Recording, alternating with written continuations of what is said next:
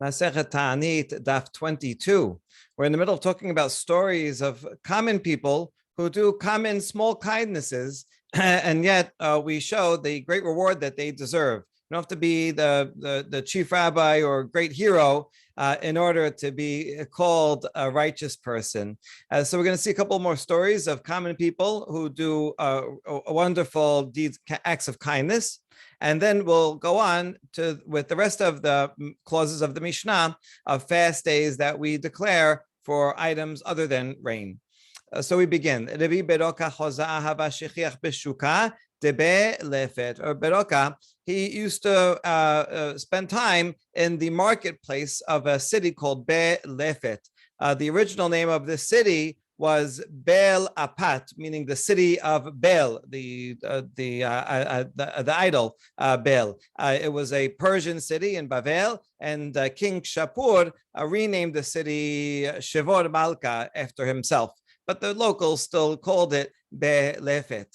And so Eliyahu Gabe, and Eliyahu Navi, we already saw him in the previous story, he used to hang out with Rabbi Beroka also. Amarle, Ika Bahai Bad Alma De'ate. Rabbi Beroka asks Eliyahu, you know all the people here. Is there one person here who is worthy of going to the world to come? I guess in the marketplace there was all kinds of shady characters. And so he wants to know, is there one righteous person here? Amar Leila, Eliyahu says, unfortunately, no, not one person here is deserving. Then as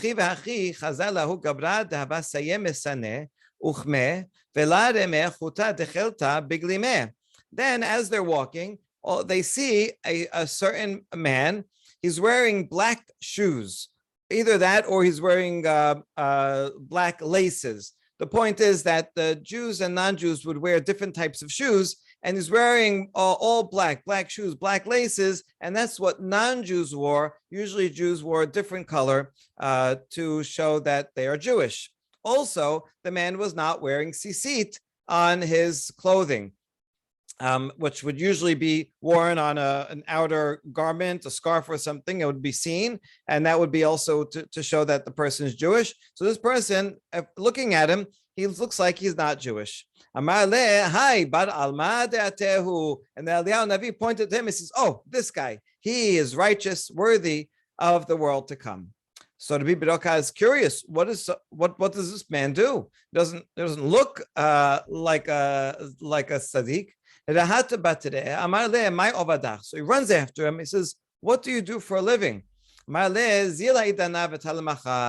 the man says, go leave today, come back tomorrow and ask me again. I can't tell you today. All right, that's curious too. So next day he sees him in the market again. He says, what is your occupation? I am a prison guard.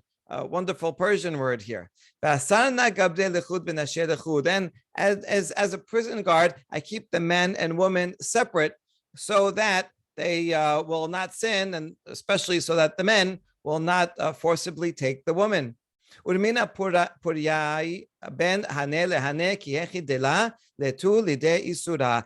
only that, I place my own bed between the men and the women so that even at night they won't cross and they won't come to sin. And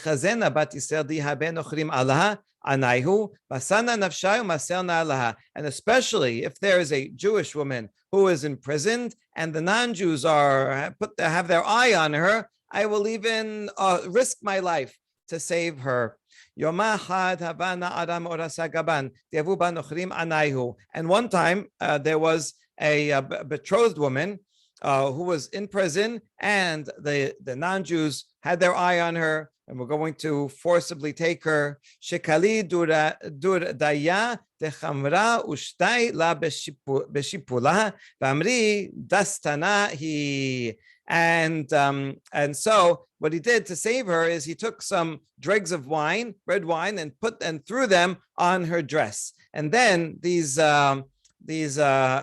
potential rapists saw that and said, oh, she must be nida, and they left her alone, which is really funny because they don't mind raping a woman, But the Persians had even stricter nida laws than the Jews. So they were it was like they're possessed by demons. So they wouldn't want to get involved in that. So they wouldn't mind violating her, but laws of nida that they separated from these Persians, probably Zoroastrians.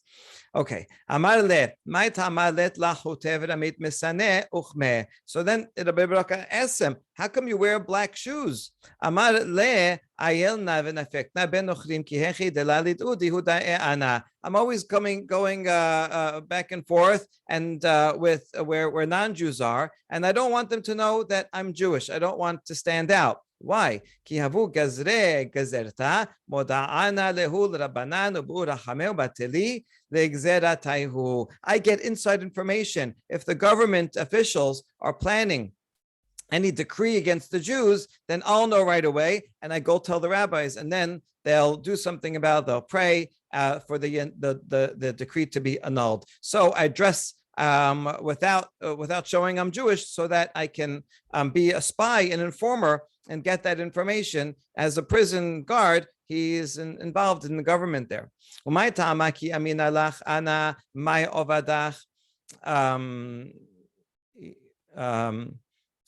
Right. That's the reason why he wears black, and also why he doesn't wear tzitzit, so he doesn't show he's Jewish. Okay. And now the next question is, how come when I asked you, what is your occupation? You said, come back tomorrow.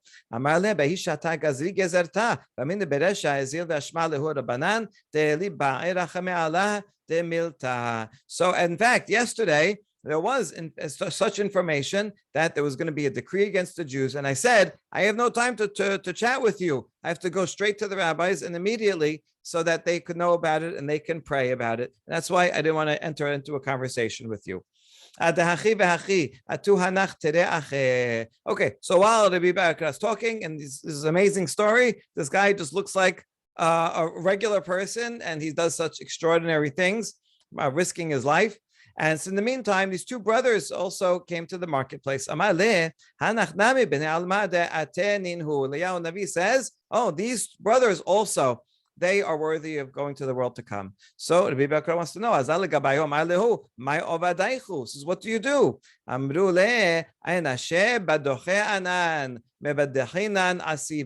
Says, we are clowns, we are jesters, and we cheer up people who are depressed. So if you know any comedians, you could tell them that they are worthy to go to Olam Haba. I think specifically of people that are clowns that go into a children's hospital and cheer kids up, anything like that. So it's good to tell jokes and cheer people up. It's a beautiful story. Or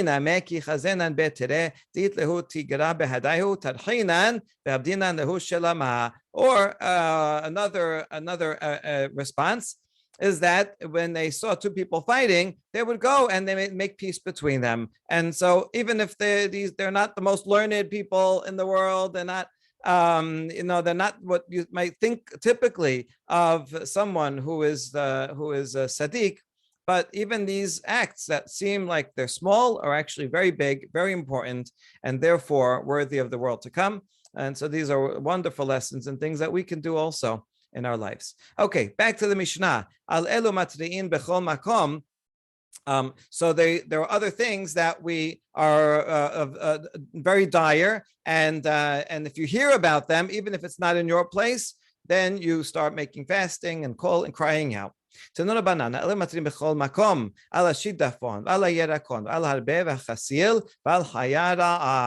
a braita that lists some of these items for blight, which either means like some kind of strong wind that destroys crops, or a bacteria, fungus that destroys the crops.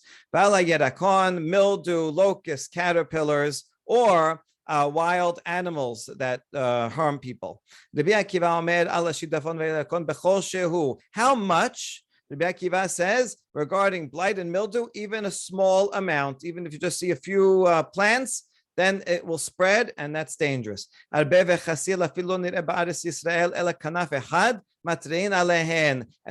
the locusts and caterpillars, even if you see one wing, right, just one, you already sound the alarm, because one locust he will multiply, then call his friends, and soon enough you'll have a whole swarm. And we're going to talk a lot about why these dangerous beasts.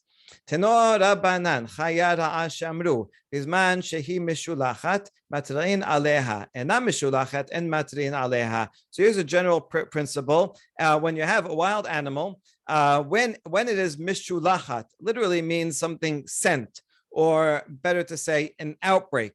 The point is that when a wild animal is acting normally, then that's not, animals act the way they do. And so that's not a cause for concern. Only when it's acting abnormally. So what would cause such an outbreak? It could be sometimes when they have rabies, and so they're not acting normally, or because of overpopulation, there might be hunger. And then at that time, the animals don't stay in their habitat. They come into cities, and usually they're scared of human beings and they don't bother them. But when there's this kind of outbreak, they act abnormally and attack humans, even in cities. And so that's what's of concern. If they act normally, then we know how to keep away, keep safe. But if they're acting abnormally, we have to turn to fasting and prayer.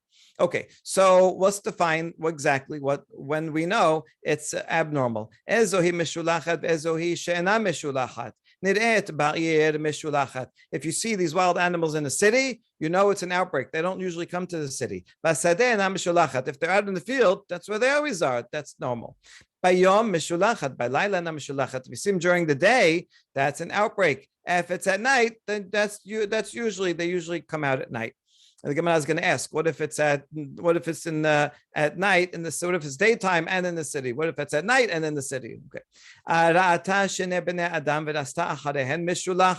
If it sees two people and chases after them, that's an outbreak. These animals, they don't usually chase after people. They usually stay away. If they hide from people, then that's not an outbreak, even if they're there. If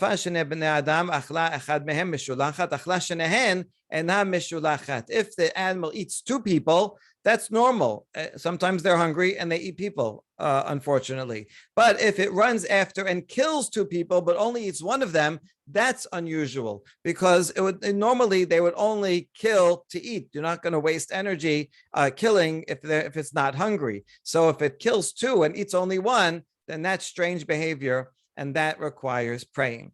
If it climbs to a roof and steals a baby, that is an outbreak. They don't usually go up on roofs and take babies. Okay, so that's the Baraita. Now we're going to analyze it. Hakufa kashya. We have an internal contradiction. It says if you see a wild animal in the city, then that's an outbreak. And it sounds like anytime it's in the city, whether it's day or night. But then, but then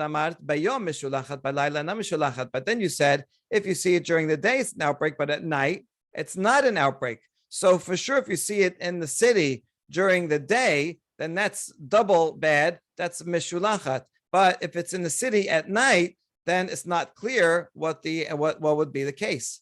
So we answer, so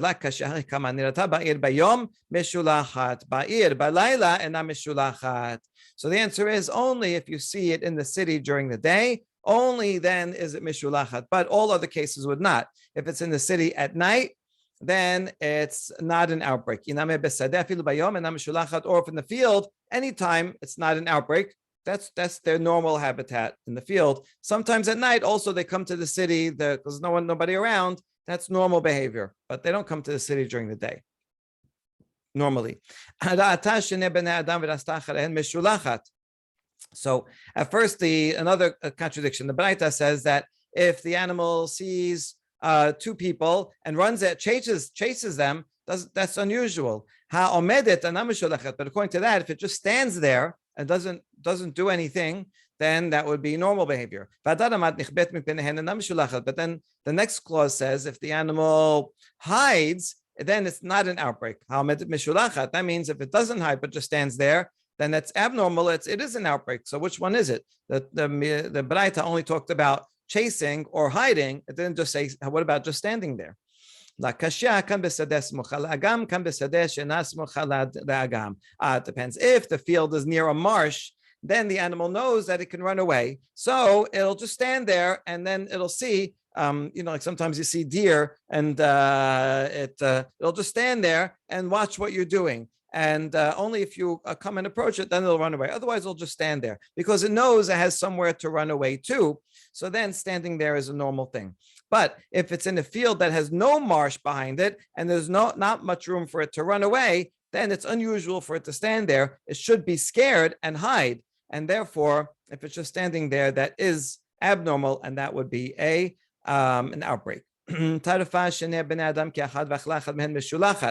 the Baraita said if it goes and eats two people, that's an outbreak. If it eats one person, it kills two, but eats one person, it is an outbreak. If it kills two people and eats both of them, it's not mishulachat, that's just hungry. Hold on, but the Baraita also said if it just chases two people, it's an outbreak. So which one is it? Even if it just chases two people, it's an outbreak. Then all the more so, if it kills them and eats them, it should be an outbreak. Oh, we're talking about in a marsh when it kills two people and eats them. Then that happens in a marsh. That's unusual because that's its own habitat. And so that is usual for it to kill. But if it's running after two people and it's not in its natural habitat, that's unusual. Doesn't usually run after people when in a city or when it's not near the marsh. Okay, so last point, gufa. The animal goes up and takes a baby from the roof, then that's an outbreak. Isn't that obvious? That's very unusual behavior. It's unusual behavior because usually that's in a city. We already said it doesn't come into cities. And Papa explains it's talking about in a hunter's hideout. If you go camping and you're in a tent or something, and then it comes in, for some reason you went camping with your family, you went hunting with your family and you brought your infant along with you, and then in the middle of the night the animal comes and steals the infant, that is an outbreak, even though it's so that's why it's not peshita. Even though you're out in a tent in a hut, nevertheless animals don't usually go and steal infants, and so if it does that, it's an unusual behavior and therefore requires crying out and praying. All right, and now we get to the next line in the Mishnah. Alacherev, if there's a sword, if there's a battle, enemy coming, then that is a reason to cry out. And so the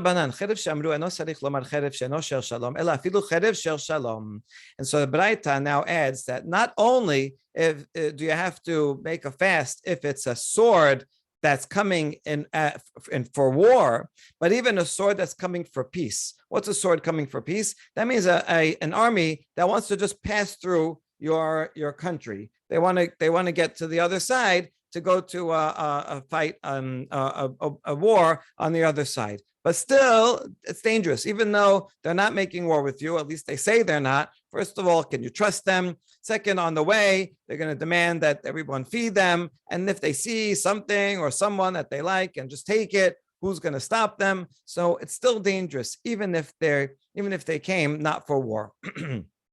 Okay, so therefore you still fast even if an army is coming through.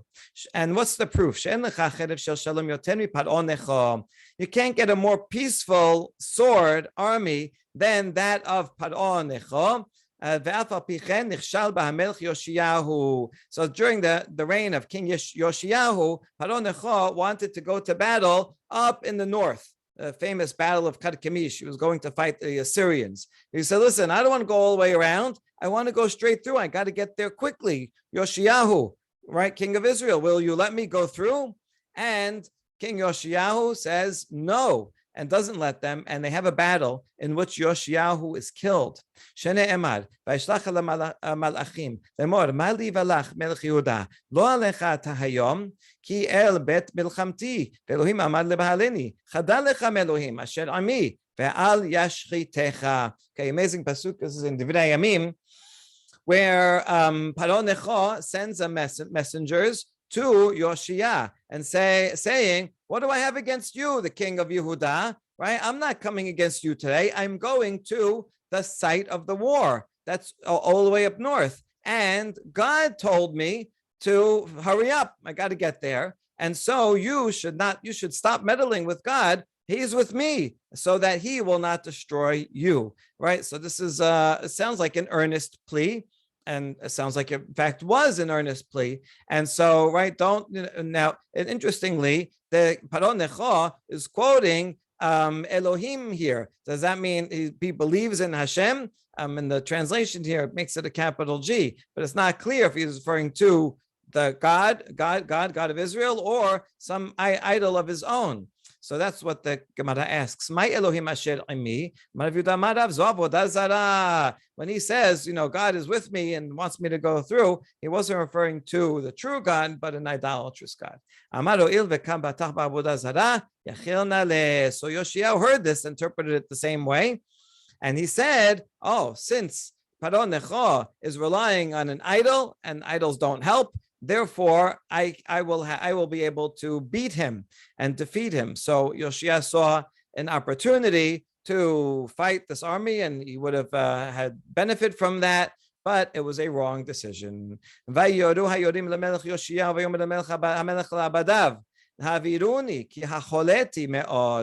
so they engaged in battle, and Yoshia and Paro Necho's archers shot at Yoshiyahu. And Yoshiyahu told his servants, take me away from here. I am very wounded.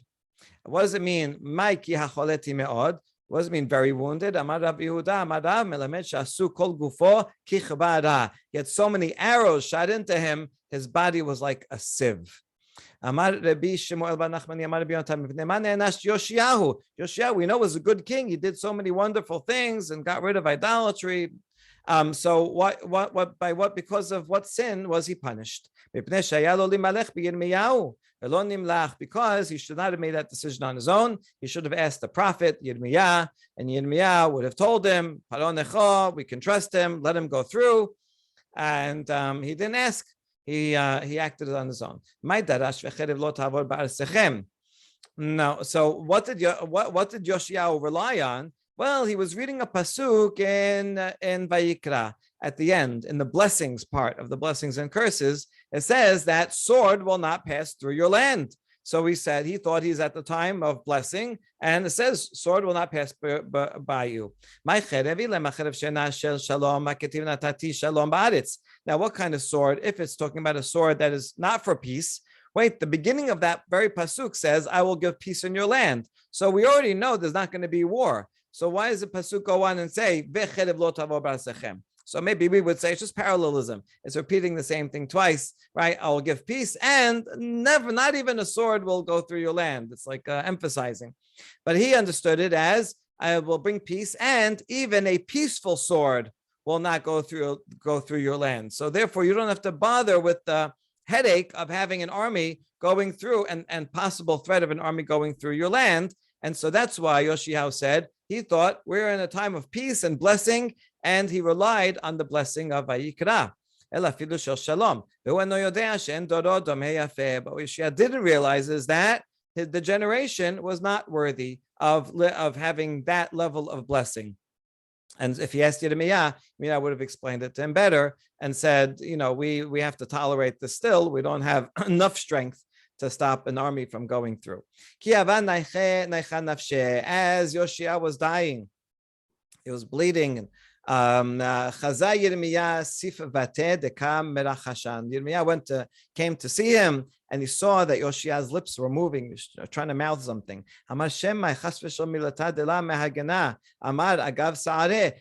Yirmiyah was afraid. Maybe Yoshiyahu is saying something inappropriate. Maybe he's saying words of blasphemy against God, because he tried to be a righteous person, and this is what happened to him. So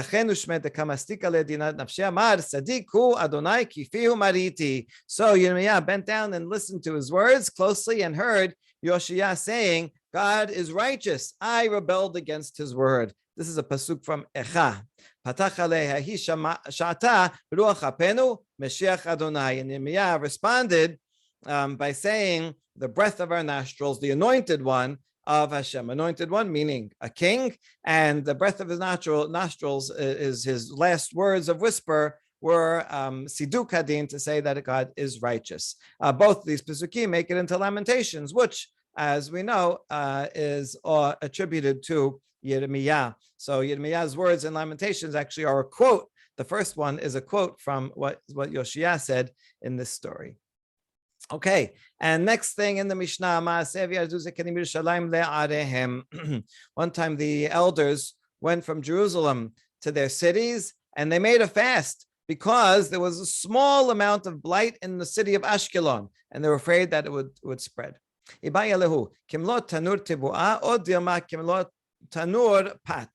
in that story, they saw a small amount, enough to fill an oven. That's all that got this disease of blight, enough crop to fill an oven. So now question is, when you say fill an oven, what do you mean by that? Do you mean that you take raw grain and enough to fill up an oven? Or do you mean that you would make bread out of it and enough to fill an oven by baking bread in it?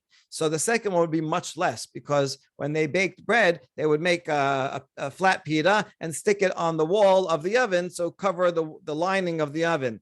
That would require much less grain than filling up the whole contents of it. So that's the question. We know it's a little, but is it even smaller than that? And the answer is yes. Tashema kimlo pi tanur. There's a braita that the Mishnah just says pi kimlo tanur. Braita says kimlo pi tanur, filling the mouth of an oven. And there are different interpretations here. Some say that means, well, I have to fill it all the way up, the whole contents to the mouth of the oven. But others say it means talking about bread, right? Enough bread that you could, with that dough, cover the mouth of the oven. And so you see, it's talking about bread. And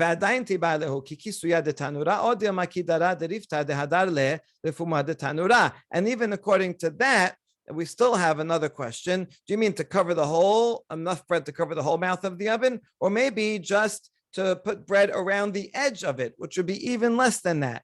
Teko, and we don't know. The main point is that even a small amount of disease for grain will spread, and therefore the whole country has to be in alarm.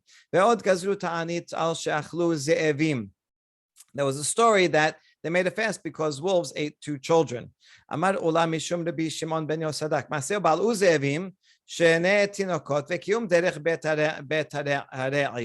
this is just a related story, nothing to do with fasting, but another story where there were these wolves and they swallowed 2 children, and then the wolves excreted them, not fully digested. Okay, a kind of gross story, but we have to know the status of Tuman Tahara. Really, we should be focused on the fact that these 2 kids were killed.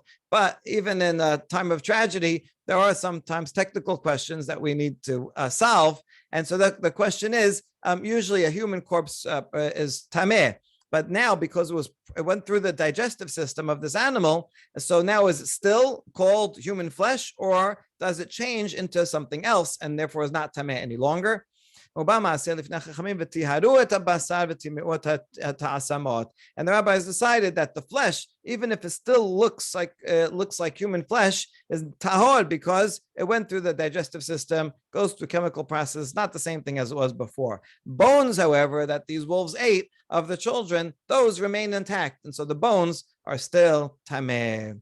Okay, this is an unusual question, and there's other cases where the rabbis talk about an elephant eating a tameh basket, and then comes out the other side. Is it still the same basket, or is it something else? All right, so these were interesting questions.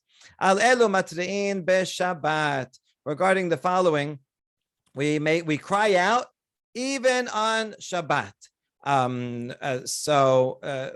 What are these things? Right. So Mishnah mentioned if an enemy comes, or a river, or a boat is about to sink. Okay, so Taner Banan, a braita that adds to this. If you have a city that enemies came and surrounded it, or the river is flooding, or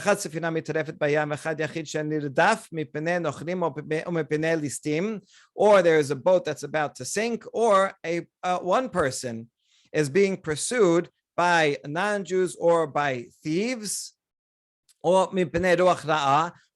by an evil spirit, which means the person went insane and he's acting very strange and may harm himself or others. Matrin b'Shabbat, all these things are emergency situation, and you can cry out even on Shabbat. Not only that, but an individual can make himself suffer through fasting. And even if it's not that individual who is being run after, right? Even if it's someone else who knows that can fast.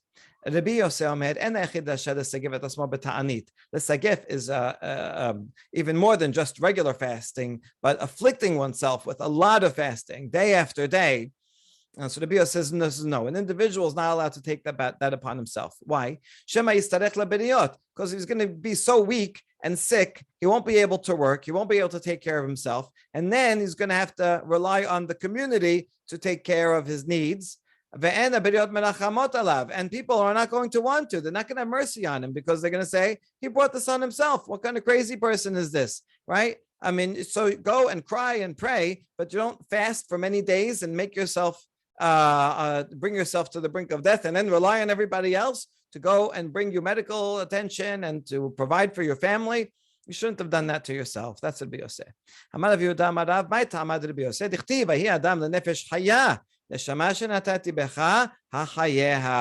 he had a source. He has a source. The pasuk says that man became a living soul when Hashem created man, a living soul. So Hashem says, I gave you a living soul, so keep it alive, right? I gave you a soul. It's your job is to keep it alive and keep healthy, and don't make yourself unhealthy. Right? If there's a communal fast and everybody's fasting for one day, okay, that's fine. It's not dangerous. I mean, if it's dangerous, then if you're sick and can't handle it, then you don't fast. But you don't take upon yourself multiple fasts that are dangerous.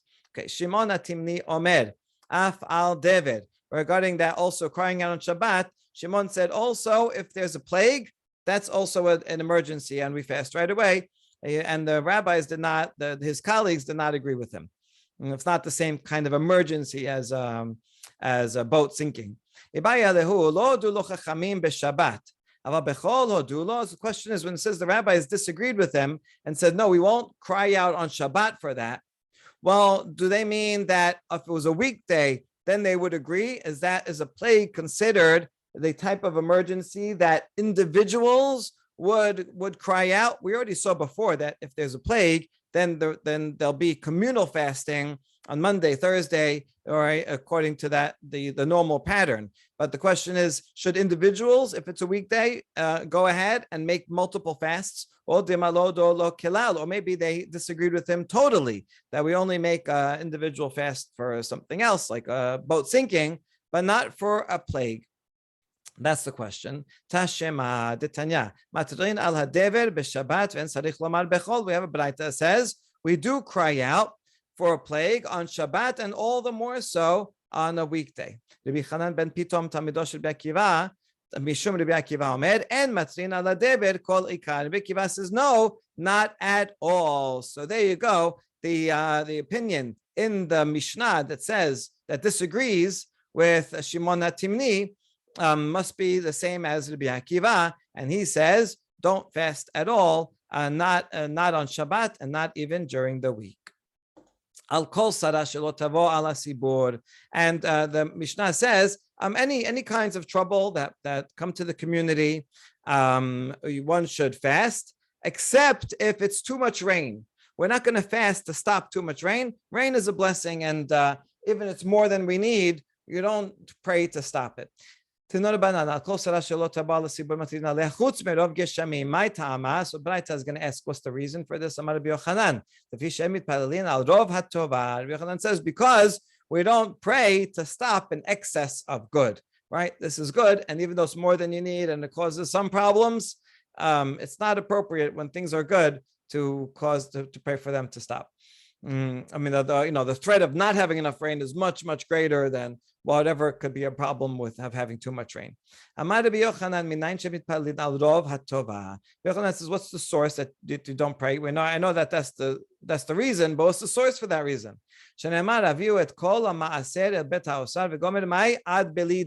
Pasuk in Malachi says, right, bring your maaser to the storeroom. So they bring it to the Bet HaMikdash, and Hashem says, you can test me with this, and I will, if you bring maaser, I will give you much blessing, so much blessing that it will be ad beli dai, until no end, no, right, like infinite amount.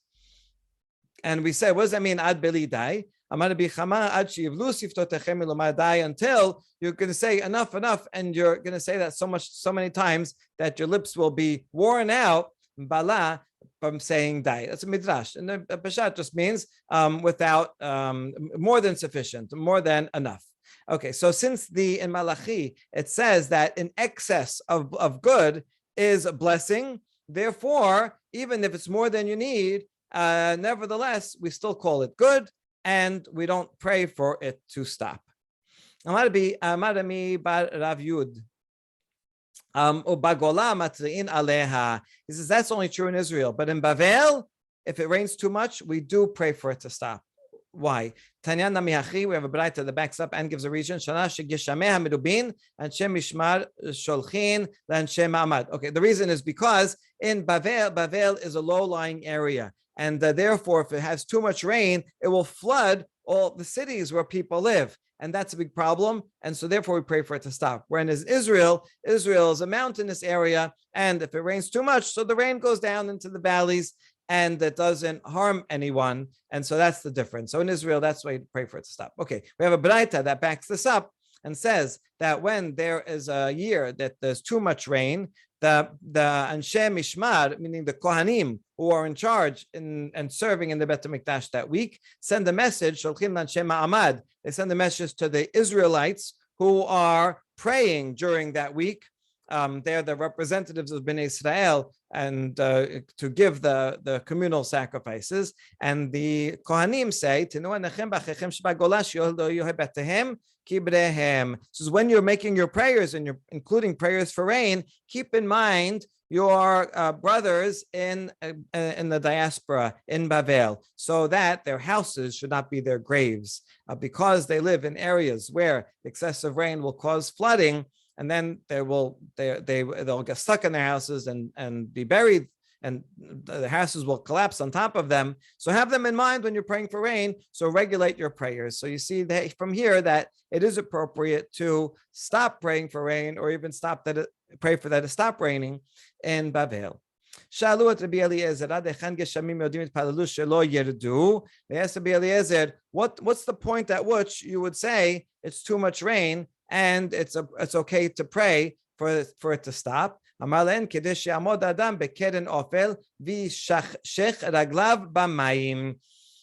be that you go to this cliff called Keren Ophel. This was a cliff, Ophel, ancient fortress of Jerusalem, and it's very way high above the Kidron Valley, more than 100 meters over it. So this is a very high spot, and he says if it gets to this spot, you can the water goes up all the way to that high cliff, and you can put your feet in water. The water will get up to your feet, ankles. Then that is too much water. His point is almost never, right? Because it's never going to get all the way that high. So you basically never pray for rain to stop in Israel. Wait a second, we have another braita that says until you can wet your hands in the water. So that would sound like it's even higher, that it even reaches your hands. So he meant the same thing, that you could bend down and splash in the water, or with your feet. So that's what he meant, or hands and feet. Since it would basically never get that high in Israel, we don't stop to pray. We don't pray for rain to stop. Amada Babar Bar Chana, Edidi Chazia di Keren Ophel dekam ahu tayaa ki rachev gamla vednachet lomcha bide mit haze iniba. Rabbi Bar Chana says, I once saw I was there at Keren Ophel, and I was all the way up there, and I looked down and I saw this Arab merchant all the way down below. He was riding a camel, holding a spear, and he looked like a tiny worm. That's how high it is, that the distance to all the way down is a person, even a camel will look like a tiny worm. So that shows that it is in fact very high and would basically never come. And that shows that there's never too much blessing, never too much of a good thing, unless you're in Bavel and the good thing is dangerous, then there could be too much of a good thing. Baruch Adonai L'olam, amen ve'amen.